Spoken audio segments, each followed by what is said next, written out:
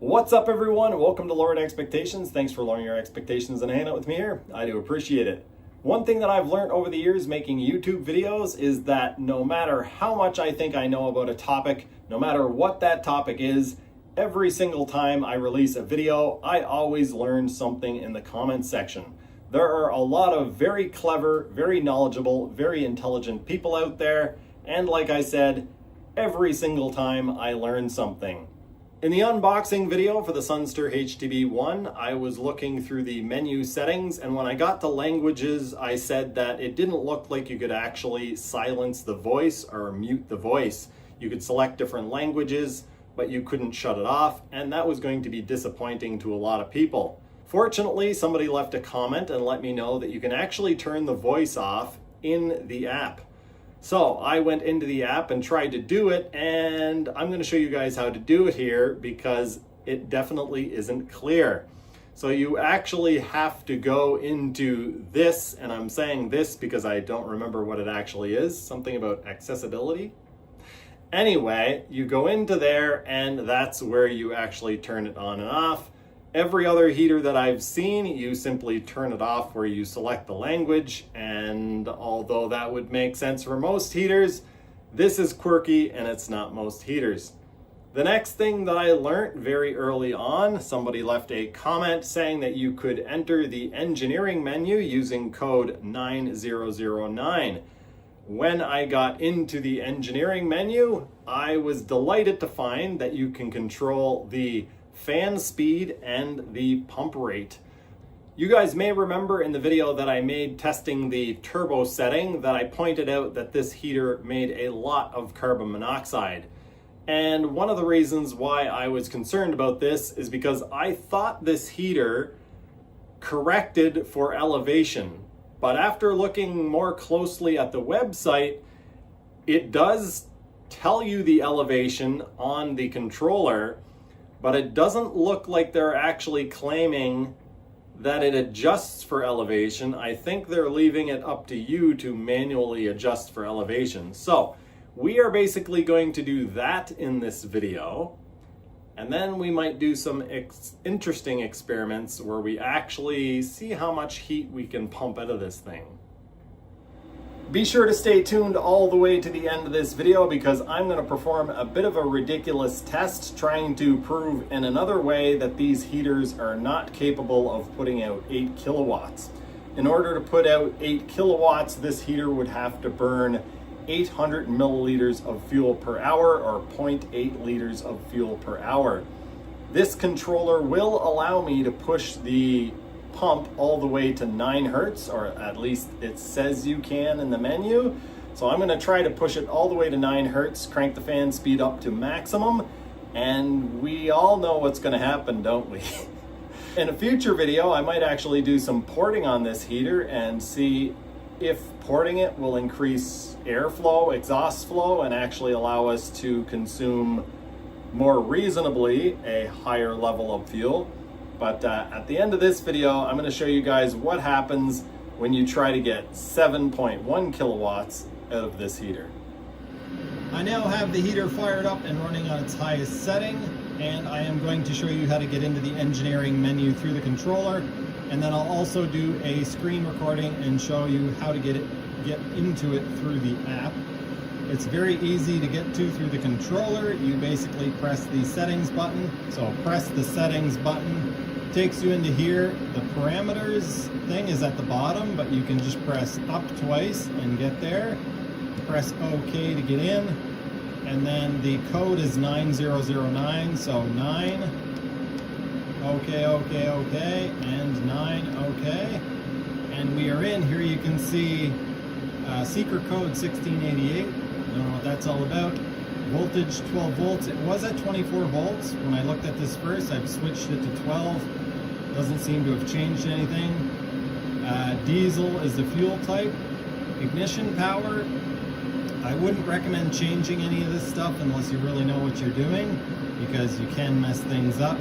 So here we are, minimum oil quantity, 1.2 hertz. So that's the slowest that the pump will run. And then maximum oil quantity, it is currently at 5 hertz. can't remember if that was where it was from the factory, but that's where I've set it back to. We'll talk more about that in a little bit. Minimum wind speed. So minimum fan speed is 1550 RPM, and maximum fan speed is currently 4500 RPM. So we are going to play around with this. The first thing we're going to do is check the carbon monoxide level. First thing after showing you how to do this on the app, I suppose, is we are going to try to get this heater burning really clean, somewhere between 0 and 20 parts per million on carbon monoxide. And then once we've kind of done that, we will then try to just push it really hard and see how much heat we can get out of it without producing insane amounts of carbon monoxide, which could lead to soot and carbon.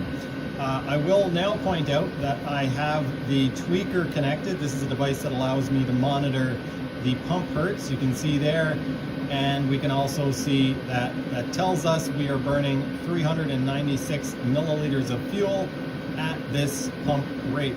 To get into the engineering menu while using the app, it is very easy. All you do is touch the gear in the top right corner. That will bring you to a list.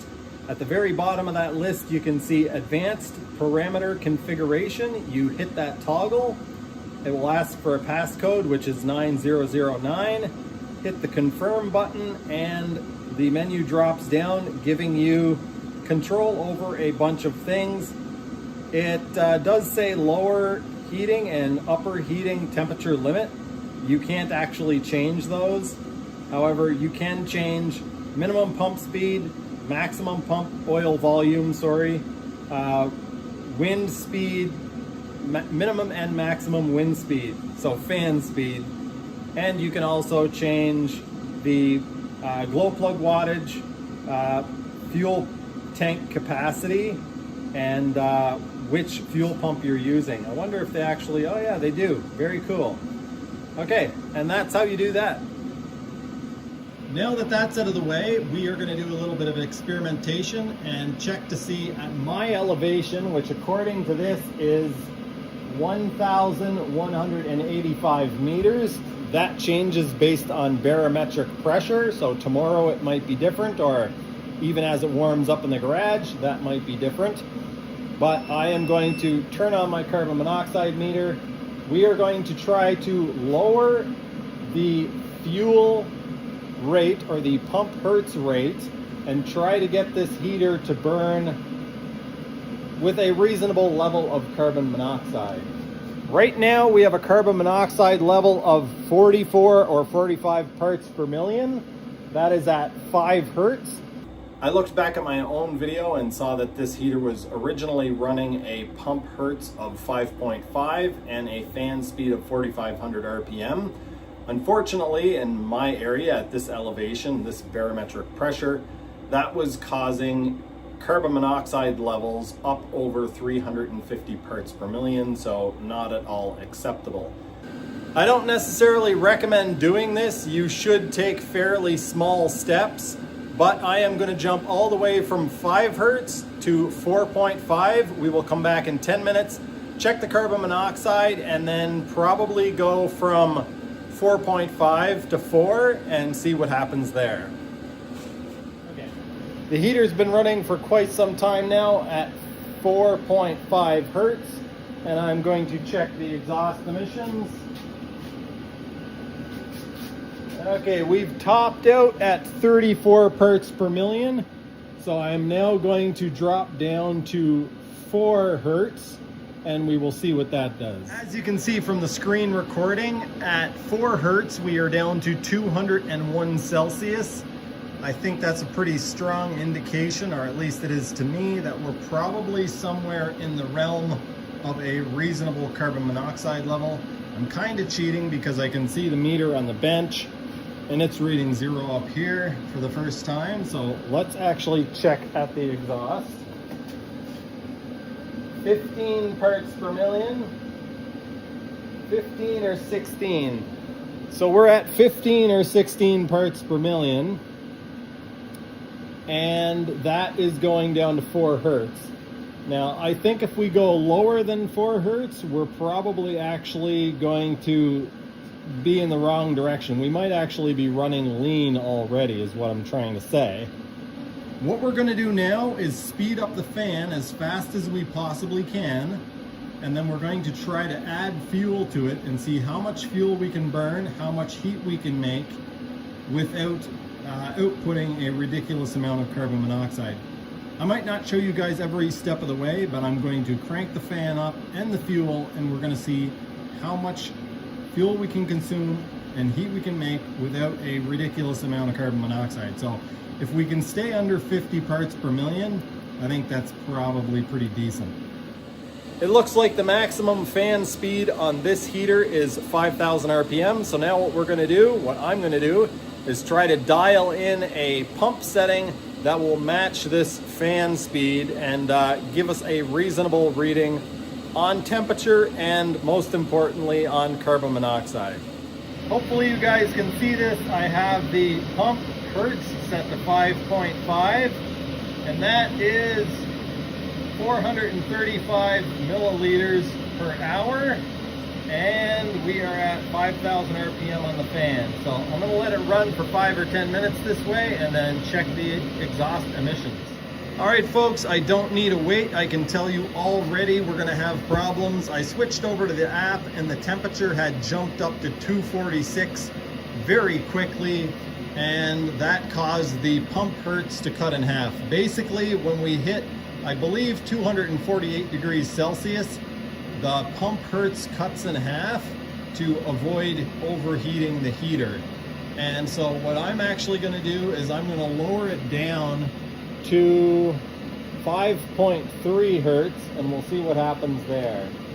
I don't think I caught it on camera, but the hertz rate of the pump dropped. We hit too high of a temperature on the controller, and that caused it to drop. So what I'm going to do is lower it to I'm going to lower it to 5.2 hertz. But first we're going to check the exhaust emissions and see what they are here. Actually pretty good, 28 parts per million. The reason why I'm going to lower it is because even though it's higher now, the overall consumption could be higher if we don't hit that threshold, because once we hit that threshold, whatever the temperature threshold is, it drops down to like 2.6 hertz or something like that. And that cuts away out of our average fuel consumption. So if we can go 5.2 and it never hits that fuel cut, we'll actually have a higher average, or possibly could have a higher average than if we hit that fuel cut. I know that probably doesn't make any sense to some people, but some people will know what I mean. Okay, we're now at 5.2 hertz. I'm gonna leave it here for 10 minutes. We will monitor the exchanger temperature and see what it does.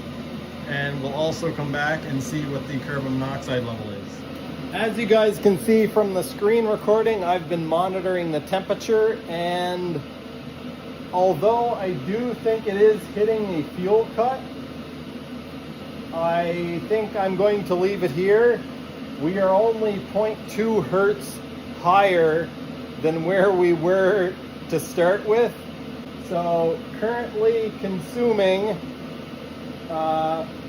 412 milliliters per hour, meaning that fuel that is being consumed right now is about 4.12 kilowatts worth of diesel.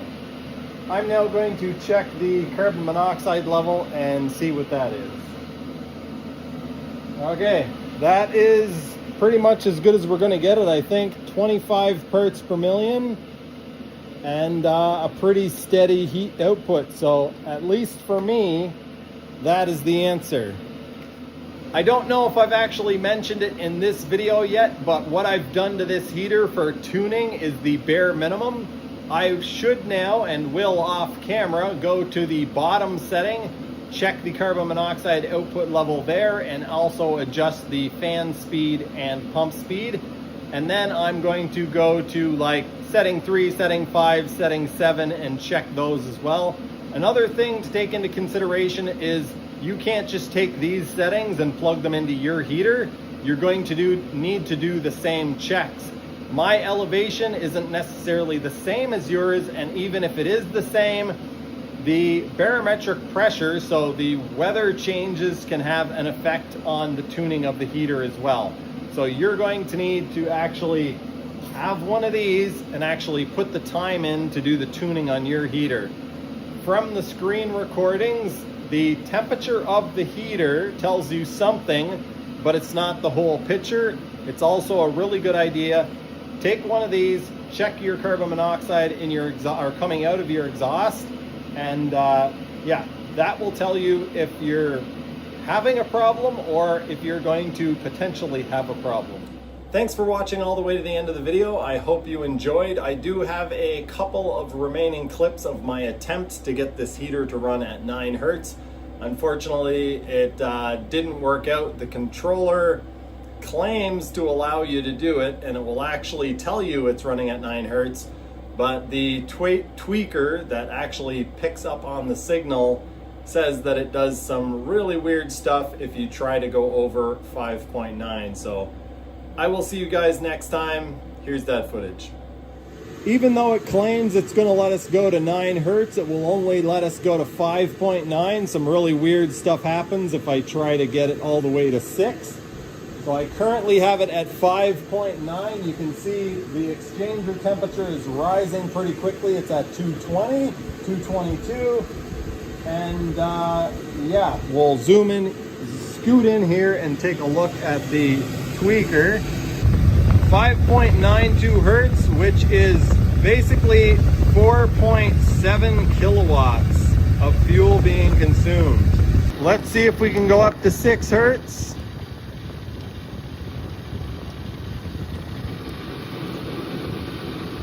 Okay, as soon as we tried to go to 6, it had a real problem with that.